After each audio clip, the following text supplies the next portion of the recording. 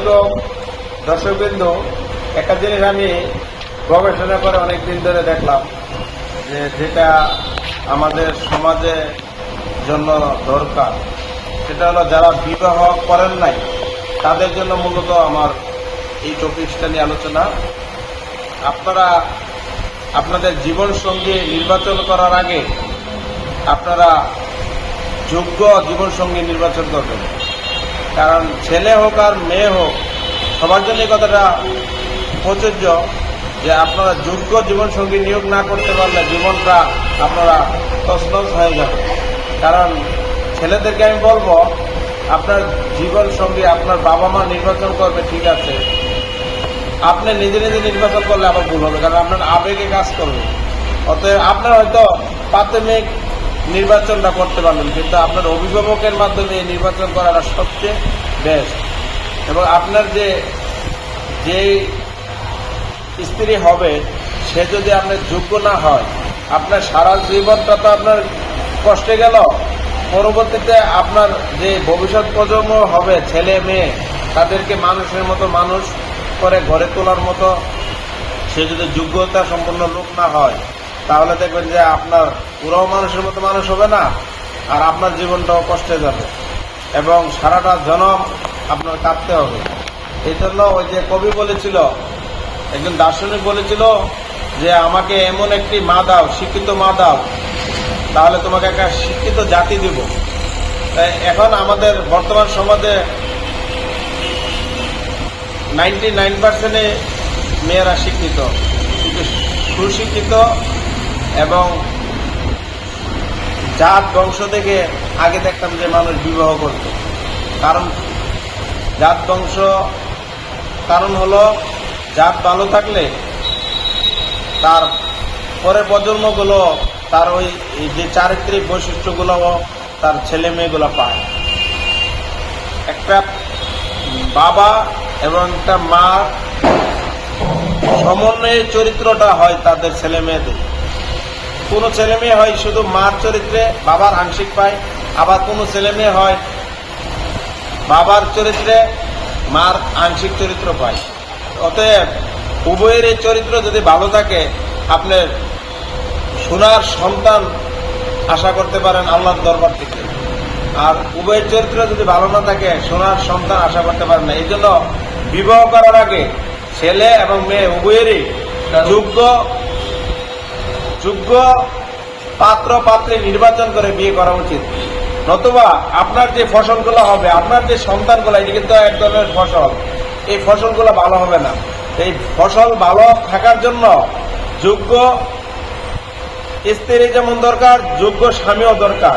অতএব আমাদের উচিত বিয়ে করার আগে আপনার যোগ্য স্বামী এবং যোগ্য স্ত্রী নির্বাচন করা। আমাদের অভিভাবকদেরকে বলবো, আপনারা ছেলেদেরকে বিয়ে করাবেন, মেয়েদেরকে বিয়ে দেবেন, যোগ্য লোক যাচাই বাছাই করে সিদ্ধান্ত নেবেন, তারপরে বিয়ে করাবেন।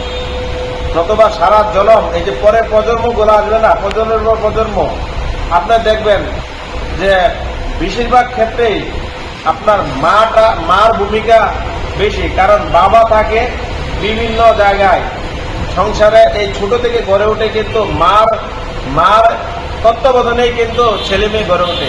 মা যদি সেই যোগ্যতা সম্পন্ন নারী না হয়, তাহলে কিন্তু আপনার ছেলে মেয়েগুলো ঘরে ভালোভাবে গড়ে উঠবে না এবং ইয়ে করবে না। আমি বলতে পারি যে শুধু লেখাপড়া করলে কি মা যোগ্যতা সম্পন্ন হয়ে গেল? না, অল সাইডে যোগ্যতা সম্পন্ন, চারিত্রিক বৈশিষ্ট্য বলেন, তার আচরণ বলেন, সব দিক দিয়ে যদি মা ভালো না হয়, সন্তানগুলোকে মানুষ করতে পারবে না। আর এখন যে ভয়ানক যে একটা সিচুয়েশন সমাজ চলে আসছে, ছোট ছোট বাচ্চারা নেশায় আসক্ত হয়ে যাচ্ছে, বিভিন্ন ইয়াতে আসক্ত হয়ে যাচ্ছে, এগুলোর জন্য কে ফলো করবে? বাবা অনেকে বিদেশ থাকে, বাবা অনেকে চাকরি করে, দূর দূরান্তে থাকে, মাসে সপ্তাহে একবার আসে বাড়িতে, এটা দেখবে কে?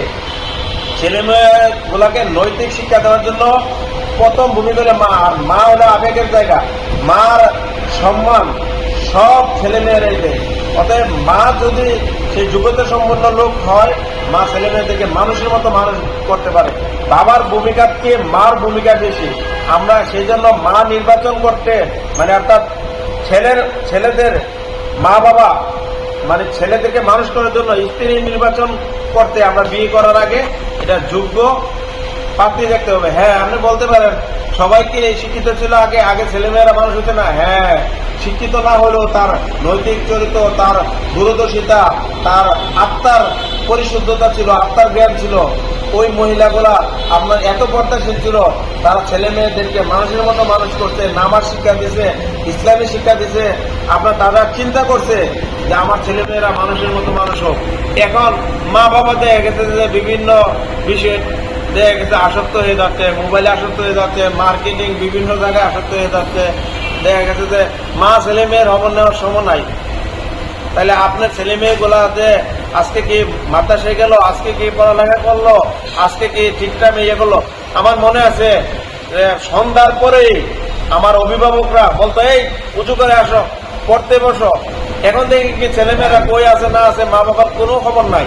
আরে সন্ধ্যার পরে যে ঘরে ঢুকে দিতে হবে, ঘরে ঢুকে দিতে হবে সন্ধ্যার পরেই, সেই চিন্তাটা কিন্তু এখন মা বাবারা করে না। ছেলে কই চলে গেছে, রাত্রে কখন ভাত খাবে, এই কি পড়তে বসছে না, এই কোথায় আছে কোনো খবর নাই। বন্ধু বান্ধবের লোকে চলে গেছে, ওর লোকে চলে গেছে, হ্যাঁ বন্ধু বান্ধব বান্ধবীর লোকে চলে গেছে, মেয়ে ছেলে বন্ধু লোকে চলে গেছে, বাসায় ফিরছে 8টার পরে 10টার পরে, কোনো খোঁজ খবর নাই। আমাদের পড়ালেখার যে রুল রেগুলেশন এটাও বাবা মা মেনটেন করতেছে না, যার জন্য